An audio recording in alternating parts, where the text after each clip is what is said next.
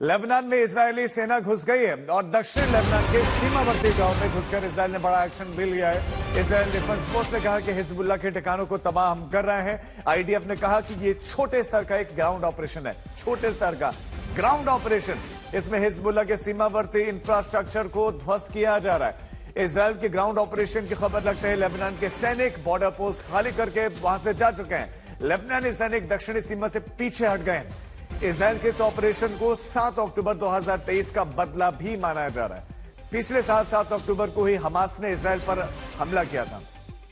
इसमें हिजबुल्लाह का support Hamas के साथ था और अब इजरायल 1 अक्टूबर को दक्षिण लेबनान में घुस गया है।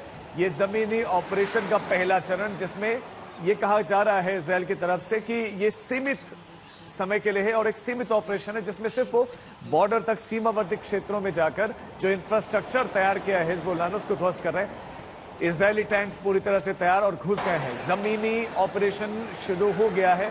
हालांकि अभी तक ये नहीं बताया गया कि भीतर घुसेंगे या नहीं। ये कहा गया है कि सीमावर्ती क्षेत्रों तक ही ये ऑपरेशन रहेगा। लेकिन इजरायल किस तरह से अपने दुश्मनों पर हमला करता है वो किसी से छुपा नहीं है। उसने कैसे हमास को नेस्तनाबूद किया और कैसे गजा में उनके सुरंगों के नेटवर्क को ध्वस्त किया, वो सबके सामने। कैसे अत्याधुनिक टेक्नोलॉजी से कैसे मोसाद का इस्तेमाल करते हुए, इंटेलिजेंस का इस्तेमाल करते हुए पेजर ब्लास्ट हुए, कैसे वॉकी टॉकी ब्लास्ट हुए, सोलर पैनल ब्लास्ट हुए, वो सब ने देखा। और अब ये जमीनी ऑपरेशन की शुरुआत। इस बीच में एक और बड़ी खबर आपको दे दें। इजरायल ने लेबनान की ओर आर्टिलरी फायर किया है। तोप से भी हमले शुरू करते हैं। दक्षिणी लेबनान पर इजरायली सेना ने तोप गोले बरसाए हैं, जो कि इजरायली सैनिक के समय लेबनान में घुसे हैं उन्हें कवर फायर देने के लिए तोप से फायरिंग की जा रही है।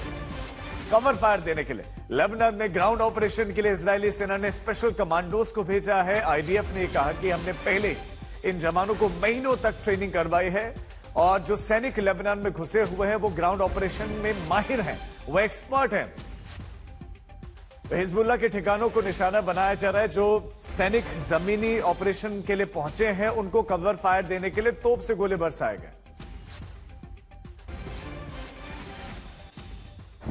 पिछले कुछ दिनों के दौरान लगातार जिस अंदाज से इजराइल ने एक के बाद एक लेबनान पर ताबड़तोड़ हवाई हमले किए हैं और उसमें न सिर्फ हिजबुल्लाह की टॉप लीडरशिप को खत्म किया है, बल्कि साथ ही साथ हिजबुल्लाह के 2000 से भी ज्यादा ठिकानों पर निशाना साधा, जिनमें हिजबुल्लाह के 800 लड़ाकों से के साथ साथ सैकड़ों लोग जो है लेबनान के पिछले 10 दिन के दौरान मारे गए हैं। अगर सूत्रों की माने तो कुछ इसी तरह की तैयारी जो है वो आईडीएफ की तरफ से हो रही है, क्योंकि पिछले कई दिनों से फौज के साथ साथ टैंकों और दूसरे वाहनों का जमावड़ा जो है वो इसराइल लेबनान की सीमा पर कर रहा है। और इजराइल के कुछ लोगों ने ये जानकारी दी है, खासतौर से वहाँ के सिक्योरिटी फोर्सेस ने, कि इसमें पिछले कुछ घंटों के दौरान तेजी आई है। यहाँ तक सूत्रों का ये भी मानना है कि जब गाजा वार का 1 साल पूरा होगा, यानी 7 अक्टूबर 2023 को जो हमास ने सबसे बड़ा हमला इसराइल के इतिहास में इसराइल पर किया था और 1000 से भी ज्यादा लोगों को मारा था और कई 100 लोगों को बंदी बनाया था, उसका बदला 1 साल बाद 7 अक्टूबर 2024 को इसराइल लेबनान में घुसकर लेने जा रहा है। अशरफ आनी, बेरूत, आज तक।